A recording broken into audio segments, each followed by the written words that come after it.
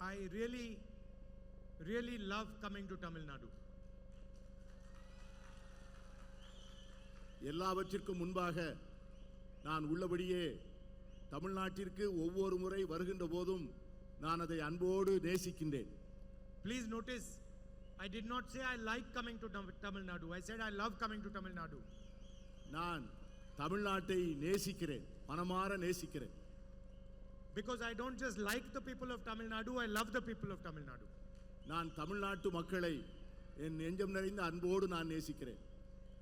And for me, the people of Tamil Nadu, the culture, the history, the language is the biggest teacher. என்னை பொறுத்தவரை தமிழ்நாட்டு மக்கள், அவர்களுடைய பண்பாடு, அவருடைய கலாச்சாரம், அவருடைய மொழி என்னை மிகவும் மிகவும் ஈர்த்த ஒன்று. So whenever I want to understand India, I look at the great Tamil poets.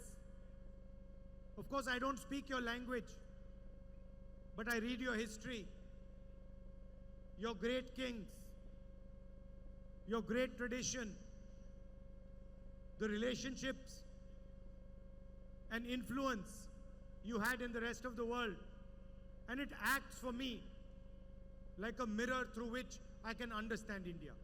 எப்பொழுதெல்லாம் இந்தியாவை புரிந்து கொள்ள ஆசைப்படுகிறேனோ அப்பொழுதெல்லாம் நான் தமிழ்நாட்டை பார்க்கிறேன். அதனுடைய கலாச்சாரம், அதனுடைய தொன்மையான பண்பாடு, அதனுடைய அற்புதமான கவிஞர்கள், அவர்களுடைய சிந்தனையின் தாக்கம், இவைகளெல்லாம் இந்த மொழியினை நான் படிக்கவில்லை என்றாலும் கூட அவருடைய சரித்திரத்தை நான் படித்த காரணத்தினால் இந்தியாவை பார்க்கின்ற வேளையிலெல்லாம் தமிழ்நாட்டை பார்த்து தமிழ்நாடு இந்தியாவை பிரதிபலிக்கின்ற ஒரு அற்புதமான கண்ணாடியாக அதனை நான் பார்க்கிறேன். You have given giants to the world like Periyar. நீங்கள் உலகத்திற்கு மிகப்பெரிய ஜாம்பவானை, பெரியாரை போன்ற பேர் ஆளுமைகளை இந்த மண்ணுக்கு தந்திருக்கிறீர்கள். Annadurai, Kamaraj, பெருந்தலைவர் பெருந்தலைவர் காமராஜரை போன்றவர்கள், கலைஞரை போன்றவர்கள், இன்னும் ஒப்புயர்வற்ற தலைவர்களை எல்லாம் இந்த மண்ணுக்கு நீங்கள் அளித்திருக்கிறீர்கள்.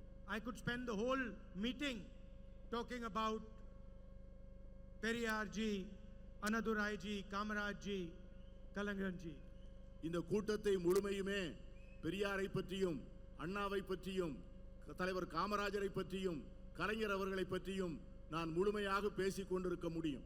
And you have shown the rest of the country how to walk on the path of social justice. நீங்கள் சமூக நீதியின் பாதையிலே எப்படி நடப்பது என்பதை இந்த நாட்டுக்கே தமிழகத்து மக்கள்தான் அதை தெரிவிக்கப்படுத்தியிருக்கிறீர்கள். So when it was decided to start the Bharat Jodo Yatra, we started in Tamil Nadu.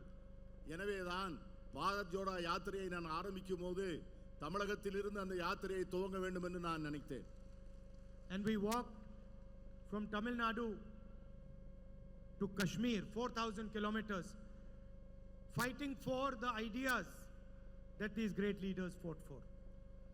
அதனால்தான் கன்னியாகுமரியிலிருந்து காஷ்மீர் வரை 4000 கிலோமீட்டர் தூரம் நடந்து இந்த மாபெரும் தத்துவங்களை இந்த மண்ணின் மக்களுக்கு சொல்வதற்காக நடந்தோம். And for me,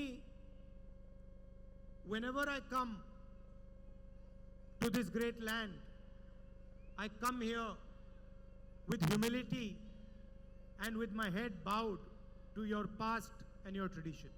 எப்பொழுதெல்லாம் இந்த மண்ணுக்கு வருகிறேனோ அப்பொழுதெல்லாம் உங்களது கலாச்சாரத்திற்கும் உங்களது பண்பாட்டிற்கு முன்பும் நான் தாழ்மையுடன் தலைவணங்கித்தான் வருகிறேன்.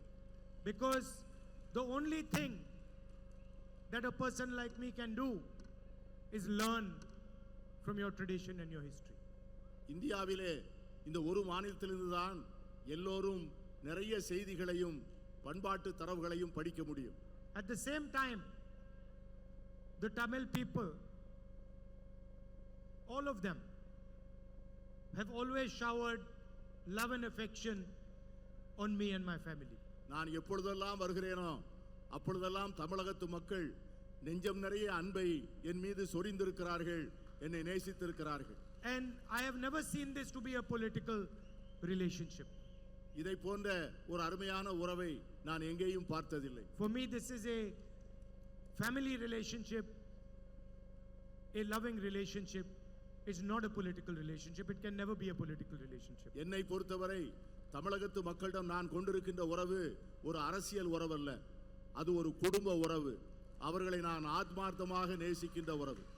So, when I see the farmers of Tamil Nadu protesting in Jantar Mantar, their pain is my pain. அவர்கள் இந்த மண்ணினுடைய விவசாயிகள் ஜந்தர் மந்தர் என்ற இடத்திலே அவர்கள் போராட்டம் நடத்துகின்ற போது என்னுடைய உறவினர்களே அங்கே போராடுகின்ற போன்ற ஒரு நிலையை நான் உணர்ந்தேன். Today, there is an ideological battle taking place in India.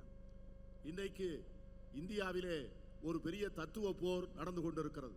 On one side are the ideas of Periyar, social justice, freedom and equality. And on the other side are the ideas of the RSS, Mr. Narendra Modi and his government.